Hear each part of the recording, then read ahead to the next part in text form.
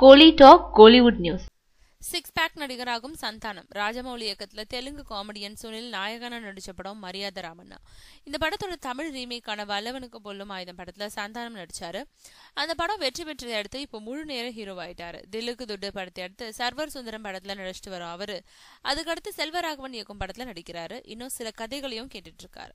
மேலும் இப்போ தெலுங்கு மரியாதை ராமண்ணா படத்துல நடிச்ச சுனில் பெரிய ஹீரோவாகி சிக்ஸ் பேக் வச்சு நடிக்கிறதோடு ஜூனியர் என்டிஆர் மாதிரி ஹீரோக்களுக்கு இணையான அதிரடி நடனமும் ஆடி அஸ்திட்டு இருக்காரா.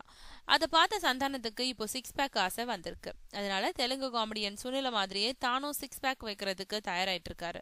அதனால செல்வராகவன் இயக்கும் படத்திலேயே சந்தானத்தை சிக்ஸ் பேக் நடிகரா பார்க்க வாய்ப்பு இருக்கிறதா சொல்றாங்க.